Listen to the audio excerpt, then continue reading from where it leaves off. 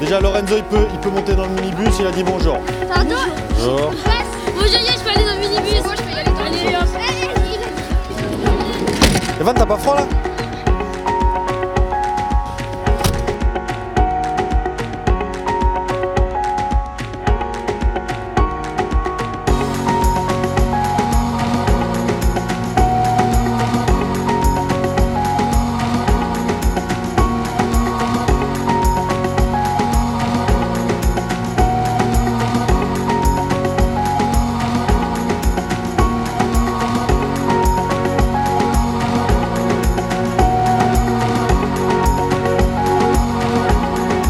Dès qu'on est prêt, on va sur le terrain et le dernier, il ferme le vestiaire.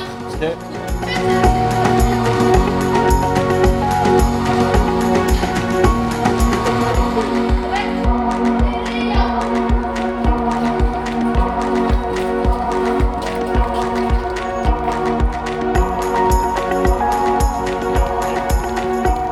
Donc séance d'aujourd'hui, on va faire jonglerie. Après on fera du jeu 2 contre 2. Puis après on fera du dribble, 1 contre 1. Ok, à marquer dans les 2 petits buts. Et après, si le comportement et le langage de tout le monde a été bon, on finira sur un match, vu qu'il y a les 2 gardiens aujourd'hui.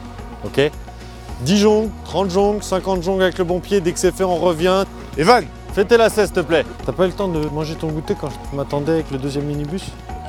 Donc la prochaine fois, j'aimerais bien, parce qu'à chaque fois c'est le cas, j'aimerais bien que soit tu prends le premier minibus et tu manges dans le vestiaire, soit tu es dans le 2e minibus et en attendant tu goûtes.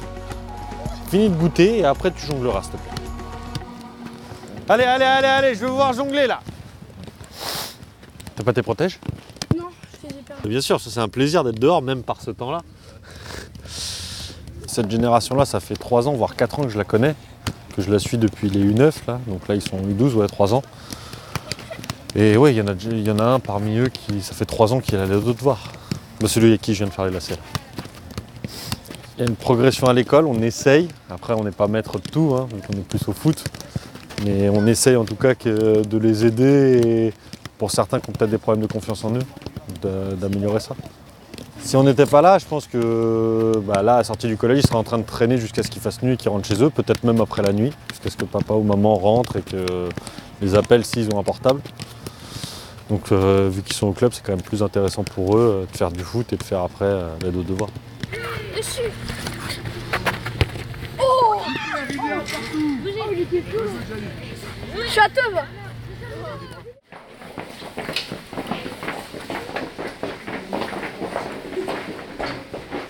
Le rôle, c'est d'abord de jouer au football initialement, mais on s'est vite rendu compte qu'il pouvait jouer un rôle social important. Personne n'est refusé et la porte est ouverte à tous. Ça me semble le plus important. Et le vice-président, M. Morvan, a mis le point sur essayer de faire représenter à ces jeunes toutes les valeurs du civisme dans le cadre de la République, surtout dans la période qui est la nôtre actuellement. Parmi tous les jeunes qui intègrent le club, tous ne sont pas des enfants exemplaires et certains arrivent ici et rencontrent quelques difficultés, soit dans la conduite, soit dans le comportement, soit avec l'école. Et nous nous sommes attachés, en plus de toutes les qualités requises, à leur faire apprendre pour le foot, lui-même, à essayer d'aller un peu plus loin dans les valeurs éducatives. Et pour ça, nous nous sommes munis d'un certain nombre d'éducateurs qu'on a pu embaucher pour avoir aujourd'hui une dizaine d'emplois jeunes et 2 jeunes en action civique qui vont nous permettre d'encadrer ces jeunes et de leur offrir autre chose que du football parmi les valeurs éducatives ou parmi le soutien scolaire ou parmi d'autres activités qui leur fait un peu mieux appréhender certaines choses de la vie. Ça se sait au sein du club et le monde des élus est attentif également à ce que nous menons dans ce sens, parce qu'ils préfèrent avoir 850 enfants ici sur le terrain plutôt que de les avoir ailleurs à glander, excusez-moi le terme. Et voilà la réputation de ce club.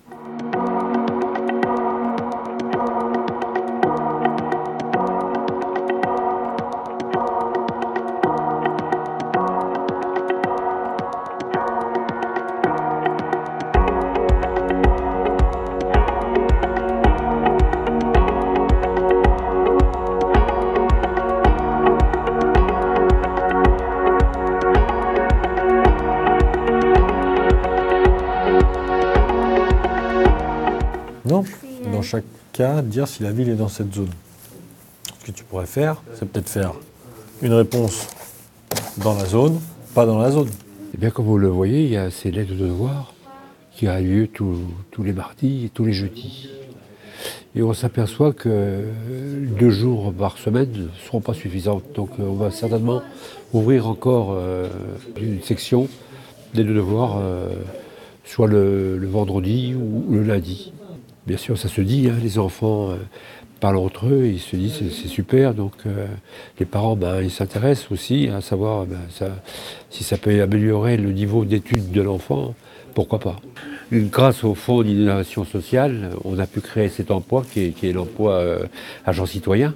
Il est le lien entre les enfants et l'aide aux devoirs et en même temps il est éducateur de football.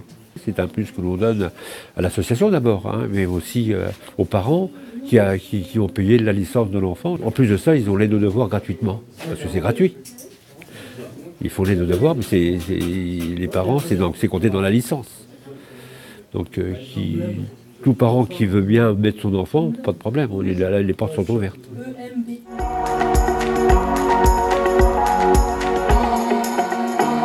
Alors, le quartier des Tournelles est géré en ASL, c'est une association syndicale libre. On pourrait penser que ça vit bien, mais effectivement, nous avons quelques difficultés liées au contexte général de vandalisme, d'occupation, qui ne sont pas forcément celles que nous attendons. On pourrait penser qu'en mettant du technique, on règle tout, mais c'est loin d'être le cas, par expérience. Donc, on a développé depuis une douzaine d'années du développement social urbain. On change l'image qu'a un bailleur, qui n'est pas forcément bonne a priori, en créant du lien social et en mettant en place plusieurs actions avec les habitants et les associations.